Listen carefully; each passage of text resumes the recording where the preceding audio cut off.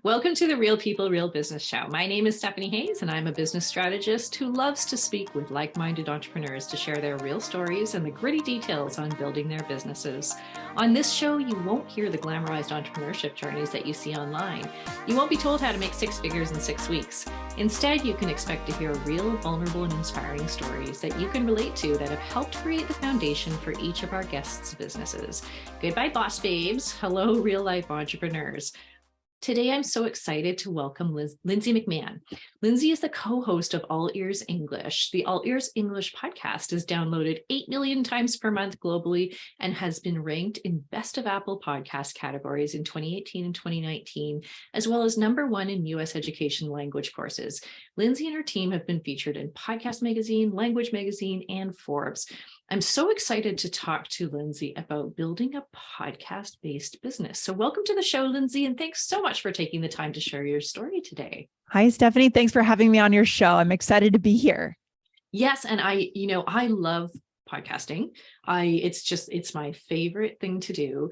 And, if that's all I could do, that is what I would do. So that's what you're doing. So I love it too. Tell me the story. Tell me how you got here. Oh my gosh. Yeah, I love it too. You know what? It is such a cool method to connect with your audience, your potential customers, to build not just a customer base, but a fan base, a loyal audience that actually believes what you believe and is inspired by you every day. It's so much more than just building a group of people that could eventually convert into your product. So how did I get here? It's a broad question, but I started in 2013 before podcasting was cool. No one really knew what a podcast was in 2013. I was a listener of kind of personal development shows. I was excited about personal growth and things like that. I was already a teacher of English as a second language.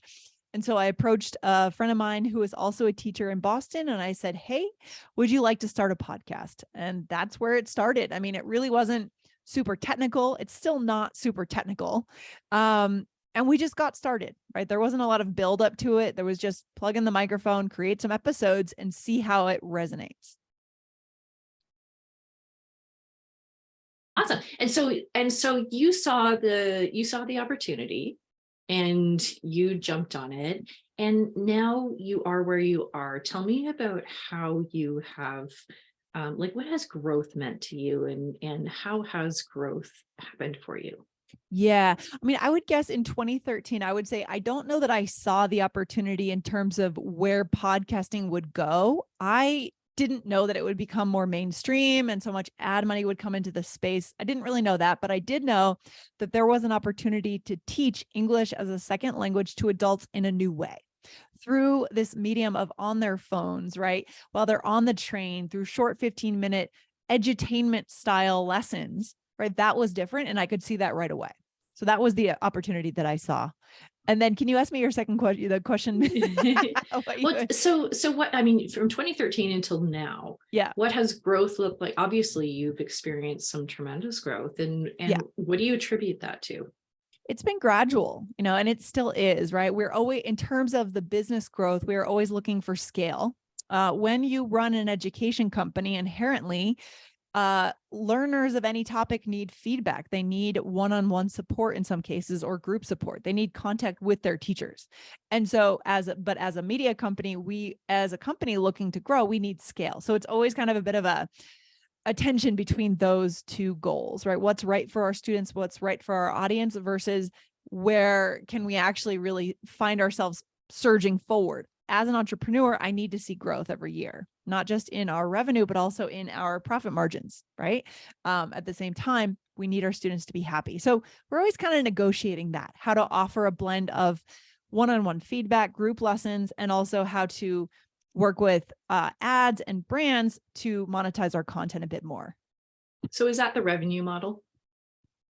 So historically, up until now, it has been mostly online courses, apps, education products. Now in 2022 and 2021, we've started blending the education model with the media model.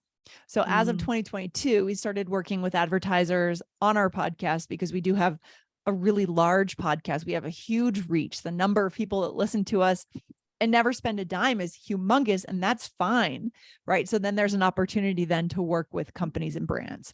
So we're splitting the model in half at this point as an experiment. And what was the trigger for considering that? I mean, moving from the transactional model to more of a monetization through ad revenue through sponsorships, I'm assuming. Yeah, I think the transition for me in my head was attending conferences, particularly one conference in August of 2021, the podcast movement conference in Nashville, and meeting people and people saying, what are you doing? Or why, with such a big podcast, why are you not monetizing by working with companies and brands? And just understanding there's only so much you can do with online courses. And so to kind of see where that scale maybe that scale lives outside of what we were looking for before, right? Things are never where we think they are. They're somewhere else. That's right. I mean, the first rule in online business is like build an audience, right? And sure. then Yes. all the other opportunities start to present themselves. And I think a lot of people have done it the other way. I know a lot of sort of service providers and sort of solo entrepreneurs have done it. They do it the other way, right? Like where they work on building one-on-one relationships and sell higher ticket. And I think both models are obviously fine. Mm-hmm. And this is why we have diversity in our business model design. But exactly. I think that you've kind of had the best of both worlds, and you have explored a number of different business models to arrive where you are right now. So how are you ensuring that growth continues? Yeah, it's a great question. Well, number one, it's making sure we take care of ourselves as a team. I'm taking care of my employees, my team, that we're happy, because in the end, we love podcasting. And that is why we're starting to be able to find that scale. If we could get paid just to podcast, I would be totally happy. I don't me need too. to. Me too. If I can make a full-time living just being a podcaster, done. I'm ready. I'm good. I can ride this out, right? So taking care of ourselves, making sure that my team is well paid, they have enough time off. They feel like they're being challenged. They're given a forum for feedback to me, ways we can pivot, checking in with them, I would say. And then beyond that, it's being honest with myself every month with the numbers, having a P&L, and at the end of the month, entering everything and coming down and having that formula give me the actual number. Honestly, for so many years, I didn't even bother to do that. I thought, oh, we're just a small business. There's money in the bank account, no problem. But, looking at indirect expenses, direct expenses, the hard stuff that someone might look at more in accounting or larger companies, trying to lend some of that thinking to a small business, is just being honest with yourself, right? I'm so glad that you say that, because I agree with you. I'm always shocked when I start working with a business and they don't know their numbers. I mean, I'm obsessed with my numbers. I know everything, even if it's not good, I know it. And it allows me to have so much more, I guess, peacefulness, right? Yes. And calm and confidence in the decisions that I'm making. So, was that a skill you had to sort of train yourself to do? Yeah. I would say I've gotten help over the years with people close to me who are more involved in finance, the finance side of businesses. We haven't really had anyone on the team directly who is kind of a CFO. We're not at that point yet. But yeah, I've had to reach out and ask for help in different places for sure. Yeah. And we all do, and we all should. Absolutely. There's like this stigma, I think, with small business owners that when you start asking for help, it means you're admitting failure, or you've given up, or something like that. And it's just so untrue. I wish people would realize how quickly they should be asking for help, because it'll move them forward so much faster. Oh, it's so true. It's so true. You really need help. And then another thing that's been instrumental in my growth is joining mastermind groups, different groups. For a year, I was part of Strategic Coach. I don't know if you've heard of them. They're a company. Actually, I think they're based in Canada as well as Chicago, and they bring small business owners together to brainstorm and to learn principles on how to manage your time. It's amazing. So joining groups like this has been huge for us, right? Yeah. I take these ideas back to my team, implement new ways of doing business together, things I had never thought of. So tapping into your network that you already have, people you don't know yet, even if they're not in your niche. I've joined groups of people directly in my niche, my direct competitors. I'm in groups with them too. And people that do completely different things, like real estate businesses, right? We can have something in common because we're running a business. Yeah. Yeah. Yeah. And we all, even we're all just sharing the emotional experience too of being an entrepreneur, because it can be lonely, it can be isolating, it can be very defeating. And I think, one of the things that entrepreneurs have to be able to do is keep going, even in the face of like, we're very good at getting in our own heads. Oh, it's so true. I think by nature, as being an entrepreneur, we have big dreams. We have probably big egos. We have big ideas, things we want to put out into the world. And it's tough. You need that longevity, right? You need to be able to keep your business running for years and years and years. Maybe one year your revenue's down, but you have to find a way to bring it back up the next year. So you need these things that replenish you. Connections, absolutely, networking, and to know yourself, right? Yes, 100%. Yeah. So who are you serving? Who's your audience? So the audience for All Ears English is, we call them global professionals. So they're adult professionals around the world. They may be living in the US or an English speaking country, Canada, the UK, Australia, or they're living in their home countries, Japan, China, Taiwan, Brazil, France, Spain. And they need English for their career. That is the majority of people. So English is important, whether it's once a month while they have that conference call with the New York office, or whether it's every single day talking to customers. English is key for their career success. Right. And so it's a bit different than if you were teaching someone who just wants to go traveling. Yes. I mean, that is a segment, especially of All Ears English. At this point, we have 3 podcasts. We just launched a brand new one, which is 100% focused on business English, all business English episodes. It is a small portion of our listeners who are hobbyists, learning English as a hobby, wanting to travel. But the majority, I would say, or a good chunk, are career professionals, and English does determine their success, their salary, their promotions, whether they can be moved abroad by the company, right? So, and the path for them as sort of customers is they start with something for free. And is there a path they can go on to become a paying customer, to have more advanced education? For sure. So we have a number of products. One thing that we've done over the years that we continue to experiment with, continue to rework, is offering quizzes, which makes perfect sense for an education company, especially a language company. So we have a number of quizzes in the areas that we offer courses on. So we'll offer our listeners a quiz. Hey, if you enjoy this podcast, take this quiz. Let's get you a broad idea of your level. It's not perfect, but it is based on our experience in the field. Here's your level. Now, in some cases, we will invite them to a webinar based on that level. And then at the end of that webinar, we'll invite them into the course. So that's just one path that we provide to come and work with us in a more concentrated way. Right. And are there other offerings as well that you might lead them into? Over the years, we've had ebooks, we've had video courses, the 3 video series mini course. We also have kind of lower price products. We offer our transcripts from our podcast. And so that's one way they can engage with us on a weekly basis in kind of a membership program. We also have an app, iOS and Android, and that shows the transcripts, but in app format. So there's a lot of ways you can do it. But I would say many people come through those quizzes. Those are pretty popular. And did you have a background in English education? I did. Yeah. I spent most of my career up until the time that I started All Ears English, traveling, living abroad, living in Japan. I was in Japan for 1.5 years, in South America for a year, learning languages and teaching English as a second language. So I was able to see how English was being taught and what the gaps were. And that's why, as you asked me in the beginning, that was my intuition. I knew the opportunity was not so much like a huge industry that was going to blow up, more a way to teach English in a different way that I knew that my adult students had never necessarily encountered, but wanted.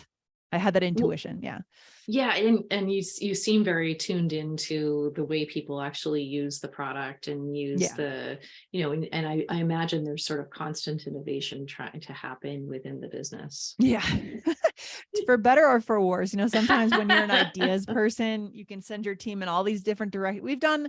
We've tried a lot of things over the years, right? Half of them have worked out. The other half have been it's hard because sometimes you'll try something. My biggest challenge is we'll try something and it won't be a total flop, but it also won't be a huge success. So then you look at the numbers, you're like, it's okay. Right. And now what do we do? Do we continue this?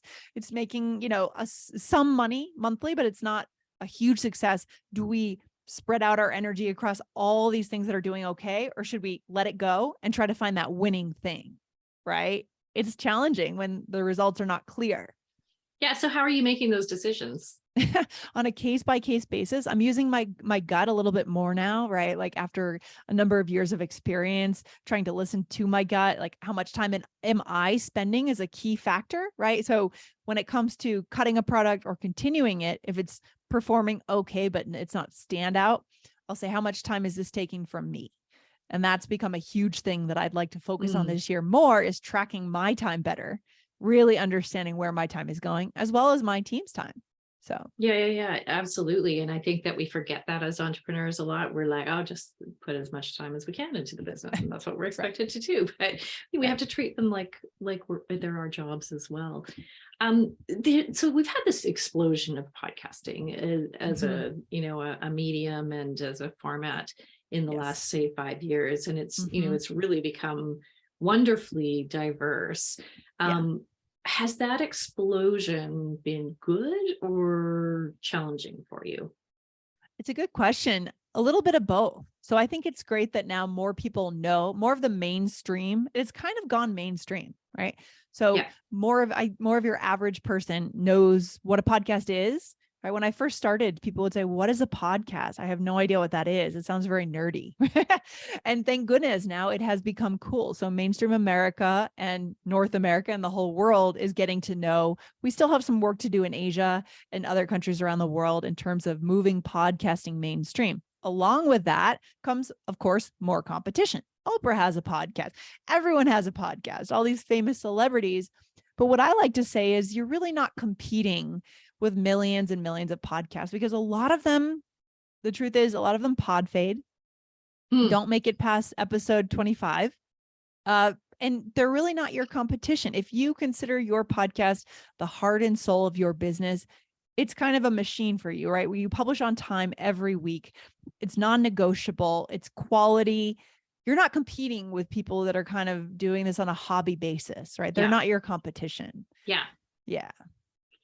And I imagine that you also have to be comfortable. I mean, I remember, gosh, like 15, 20 years ago, downloading an audio book or something, which was Learn in Your Car French or something like that. Maybe it was Spanish. I can't remember. Right. Yeah. And you would listen to, but it feels like almost a little bit different, because in a podcast format, I imagine you're bringing more personality, you're bringing more conversation. How is that different? Yeah, it makes me, I think the brand Pimsleur was one that I used to buy, and the CDs, and I did too. I did the same thing, right? It's completely different. The way, not every ESL language learning podcast is like this, but what we set up from the beginning, which is quite different, is we're two co-hosts. There's always two people on the pod. It's not just one teacher talking into the microphone. It's always two of us. And it's really just a conversation between the two of us. We started off by saying, "Hi, Michelle, good morning. How's it going?" Right? What are we getting into today? It's an engaging conversation. So that's quite valuable for our listeners. They feel like they're sitting in a cafe and eavesdropping on a real conversation that two native speakers of English might have in New York City, right?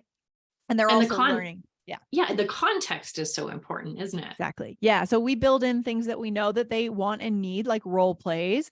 We teach them specific vocabulary, but not in that kind of very stiff, old-fashioned academic way, right? We speak at a pretty normal speed. I would say we enunciate a little bit more. We use our stage voices a bit more, but we don't do like teacher talk where it's just quite slow and quite condescending, to be honest, because our listeners are intermediate to advanced learners, right? They're not beginners. If we had beginner listeners, we would have to slow it down, maybe have just one teacher on there. We'd have to change our format.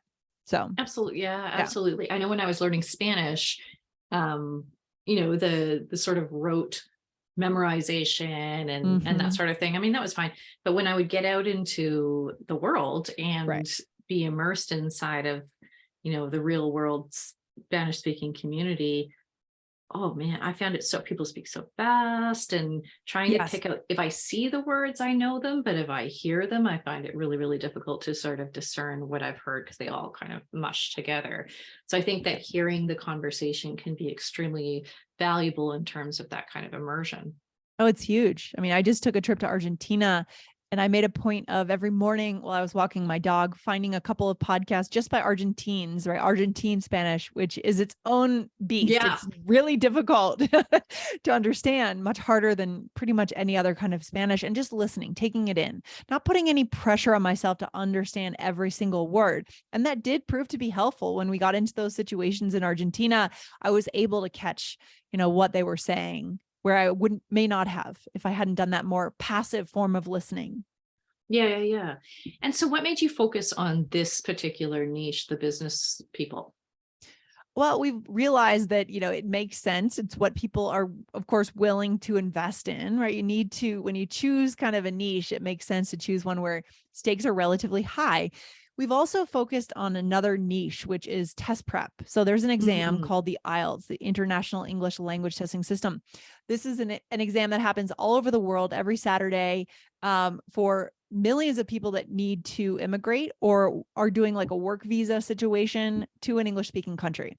So for example, MIT accepts IELTS and different tech companies will accept it. And so we actually have another podcast entirely designed around that test. Everything is about that exam. And that was the first course that we built as well. So when my original co-host left the business, I hired my first teammate who was an expert in that exam. She had been an examiner in that test for 14 years. So I said, oh, we are definitely going to create a course right now. So you had a partner to begin with. I did. Yes. Yeah. For the first year, 9 months, more or less. Right. And then you eventually moved into sole ownership. Exactly. Yes. Yeah. Yeah. I can elaborate a little bit. She made the decision to move on. Well, she also had her own YouTube channel, and I think she was just wanting to put her time into her own thing. If you think about it, with a small business that's being created, it's good to have a co-host and a co-owner partner, but it's hard too, right? If you're not making much money in the beginning, it's tough, really, really tough. And so we just went different ways. We sort of had different philosophies on business, I think. And then after she left, after a few months, I went ahead and hired my co-hosts at that point for the two podcasts for the main podcast. And then eventually we started that second show. And so in your experience, what did you learn from the experience of having a partner versus being kind of the sole CEO? Yeah. I mean, it was a really stressful time when that happened, when there was that transition. I felt in my gut that All Ears English should continue because All Ears English is really based on my core values and our core values as a team. We have our slogan is connection, not perfection. We've actually trademarked that slogan because it is so good for language learners. It's good for us as people, and it goes way beyond learning a language. I think a key principle of business is find something that applies to your subject matter, but then goes way beyond that, goes to your audience as human beings. And that really does. So I knew that we had something special. And I said, I have to hang on here. I have to do this. And it was really scary deciding to continue All Ears English, but I did it. We moved forward. I learned to trust myself. I think at that time I found my voice on the podcast, behind the microphone, and as the owner of the company. That's what I'd say that I learned. Yeah. Yeah. And you learned so much about yourself, right? Oh yeah, for sure. For sure. So I'm sure we talk about real stories here, and I'm sure that this journey has not been just a smooth ride. No, it never is. What are some of the big lessons you've learned? What are some of the big things that you would take away from the last, almost 10 years? Well, I would say definitely hire someone that is well qualified, and make sure that when you build your team, you hire people that are bringing something substantial to your company that you don't have. It's easy to kind of hire the same skills that you have, right? Because you connect with those people better. But especially in the beginning, your first few hires are so important. So when I hired Jessica, I mean, she brought in this IELTS skill that I had no idea about IELTS. And I could have tried to learn it, but you can tell when teachers are trying to learn IELTS and they don't have an insider perspective on the exam, right? She came in with this 14 years of experience that we could immediately package up into a new podcast and then into a new course 5 months later. So really look for those gaps and something new that someone could bring into your business, and then get those people training your team so that those knowledge doesn't just stick with this one person. You now have a team that's trained in this method that this employee is bringing in. That's one thing. Figure out how to niche down, and try to ride the waves. Like right now, it's a tough time. The US dollar is very strong against the yen, against international currency. So we're in a really tough, we're entering potentially a tough period for all ears English. So find a way to keep your margins as big as you can. Try to slim down if you need to. We're looking at how we're going to cut some expenses in the next few months. Just be smart about how you're spending your money. Well, and then it comes back to that always being certain and knowing what your numbers are, right? Exactly. It's an interesting thing you bring up, because you obviously sell to or promote your services to an international audience, right? I'm assuming that you do have folks in the US, but yes, there are very some heavily international. So I'm guessing that brings a whole other dynamic to the business. Yeah, it's interesting exactly, because the economy is, starting to do interesting things. And at the same time, we're facing inflation here. So our cost of living goes up, but it's harder for people internationally to buy into US dollars, like to buy something priced in US dollars. So you do get a little bit squeezed, but we're going to find a way. We're going to figure it out. We're fine, and also creating that steadiness for your team, right? I'm not panicking all the time. I know we're going to make this work. Now, these challenges make us smarter as entrepreneurs. So. And I think that every year that you're continue to be in business, these challenges seem less and less like they're going to sink you, and more and more like, okay, well, here we go, next round. Exactly. Like in the beginning, 2014, 15, every month is like, oh my God, am I going to have to close down all ears English? I never think that way anymore. We're going to be here next year. We're going to be here in 5 years. Yeah. I love that. What do you attribute the consistent growth to? I mean, you've obviously developed a brand, right? Mm-hmm. And how are new people finding you? Well, I think that, certainly it helps that our podcast is heavily shared, right? So, we launched early and we launched strong, super strong, and we publish 4 days a week. So that's one thing I can attribute to it is the audience trusts that we will publish 4 days a week, and we never miss that. If it's Christmas, it's 4th of July, it's New Year's, we always publish when we say we're going to. So just that incredible consistency. That's consistency that, it's kind of ridiculous, but we just keep going. And then the other thing that's important in my business is launching new products. So we need to always be creating new courses to put in front of our students who are ready for the next thing. Oh, I finished your business English course. What's next? Do you have a course on providing upward feedback to my boss? Right? For example, right? What's the next thing we can do? So always creating new products and courses to increase lifetime value, to keep your students going deeper and continuing to improve and be more confident on their own in the language. But that takes that feedback loop from the customers as well. And so how are you ensuring that feedback loop happens and continues to feed into the business? Yeah, well, I'm working right now today, getting back to it on our survey for the year. Big survey we're looking to do. We survey our audience. We look at our stats. Of course, we use Chartable to track our podcast stuff, what's happening. We notice like what does well, what episodes do well. And then we think, oh, could there be a course made out of this episode? Could this be extended even further? We read comments. So kind of bringing all those things together. It's never any one thing. It's never just the survey, because surveys are flawed for sure.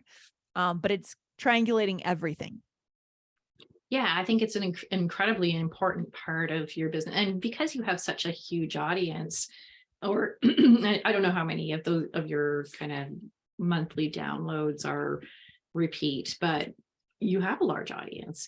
And so I think, especially with such a huge resource to tap into, do you dedicate one of your resources or one of your team members or more of your team members to harnessing those ideas that come out of those surveys or the feedback from your clients? That's kind of more something I do. I certainly, the team, they'll come to me with ideas, and that's great. That's how you know you're building a great team environment, that people feel comfortable saying, oh, I had this idea, we should really do this. And they really come to you with energy and they're excited.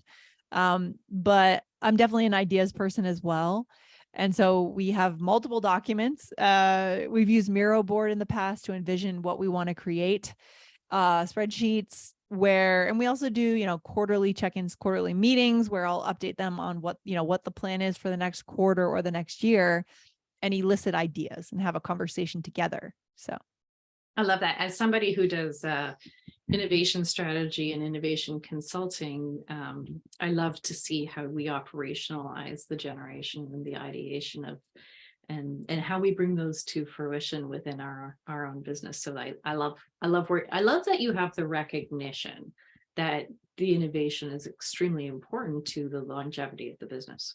absolutely. People need to be free to say, like, to provide an idea, whether it's accepted or, yeah, they just need to be open. You need to create this environment where people are excited about where the business is going and they want their ideas to show up in the world. Yeah. So yeah, absolutely. So that's a great segue into the next question. What's next for you? Where are you headed?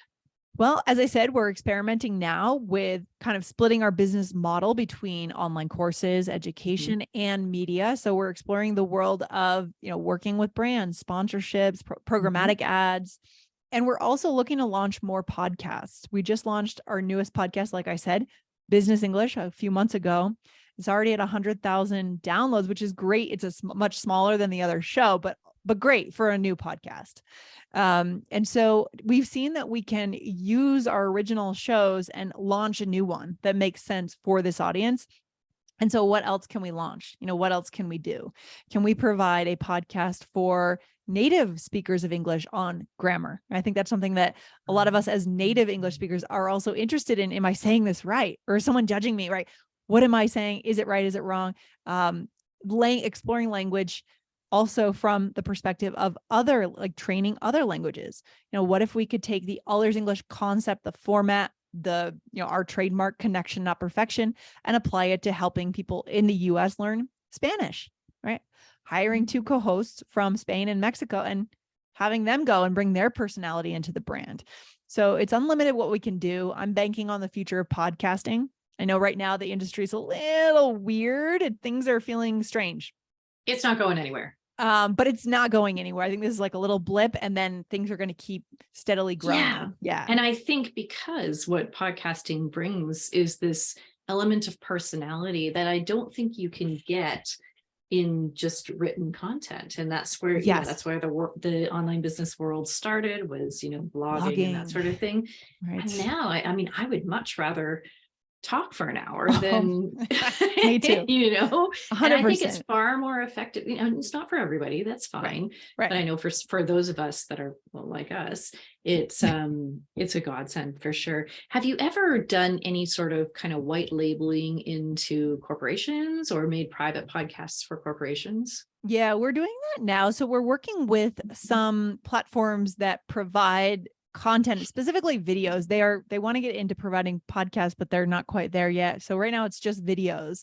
So for example, things on our YouTube channel, getting into a place where those platforms license or provide it so that larger companies, larger textbook brands you would know, can then go and license that content and put it into their courses, because they don't necessarily have the budget to hire influencers and podcasters and set up the studio. But if it's already there. So we've done a little bit of that. And I would also like to get into showing small business owners eventually how to start their own podcast. And that's a project for next year, to go more into consulting. I just need to get my website up and get going. And do the other 500 things that you have to do. Yeah, no kidding. You know how it is.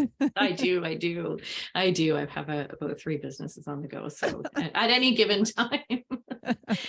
I have a question that I ask all of my guests, and this show is all about kind of the real stories and what's really going on out there and how people have really gotten to where they've gotten to.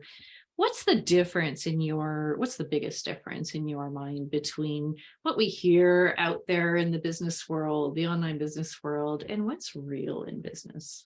Yeah, that's a good question. The difference is something I touched on before.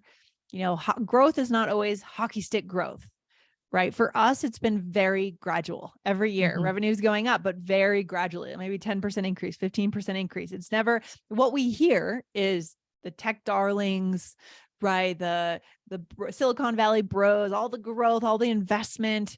But the reality is with a small business, online business, it's slow growth, maybe sometimes going back, plateauing. It's kind of a fight. So you have to love it. Like you have to love working for yourself. You have to love innovating. You have to love the idea of putting something new out into the world beyond just the money, right? Like I would podcast. I might do it a little bit less, but I would podcast for free for many years into the future, right? I might do 2 episodes a week, not 4, but I would do it. I would keep going. If this were it, like if we were just becoming a nonprofit or something, I would keep podcasting, and you have to find something in your business that ignites that passion. Otherwise it's just too hard. It's just hard. Right? Oh, I agree with you. I podcast for free. there's no monetary gain for me, but to me, it feeds all of the things that I love. I love hearing stories. I love connecting with other people. I love digging in and, having these sort of fireside chats. And I just think there's so much for me to learn as well as, for my guests. And so I think every conversation introduces something more to the world. Absolutely. Awesome. Yeah. So we're coming up on time, but I wanted to ask you if you can share with our listeners, how would they find you and how would they find all of the goodness that you have to offer? Yeah, that's a good question. So you could check out our podcast. So if you're already listening to this show, you're a podcast listener. You can type in All Ears English Podcast and you will find the yellow. There's 3 shows that will come up, and the main one is All Ears English, the original show. You can check that out to see how we publish and what we do. You can also find me on LinkedIn. I am offering kind of informal mentoring right now until I get my consulting up and running next year, working with a few online business owners, especially if you do want to get into podcasting. I'm offering kind of a mentoring type thing. So I'm on LinkedIn under All Ears English, Lindsay McMahon. And you can check out our website at allearsenglish.com. Awesome. We'll put all of the links in the show notes so people can find you. And if they're just listening, go to allearsenglish.com and go find Lindsay and all of her shows. And thank you so much for sharing your story. It was great to chat with you today. Yeah, thanks, Stephanie. I enjoyed our chat. Great questions, by the way. It's always good to be able to talk through this stuff, even as a founder, as an owner. We learn a lot through how we articulate things. Yeah, absolutely. Yeah. My favorite episodes are the ones where the guests kind of sit back and say, gosh, I didn't think about that. I'm like, oh, okay.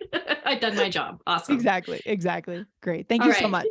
Yeah, and that's a wrap. I'm so happy we had the opportunity to chat with Lindsay today to hear more about how her business came to be, her experiences along the way, and what the future of the business entails. And thank you for tuning into this episode of Real People, Real Business Show, where we can get the real entrepreneurial stories and journeys that you can relate to. The show notes, resources, and links from this episode are available on our website and social media platforms. Thanks for joining us today. And if you've enjoyed today's content, I'd love for you to give us a review on whatever platform you're on to help us share these genuine stories with an even bigger audience. Until next time, keep building, keep dreaming, and keep being real.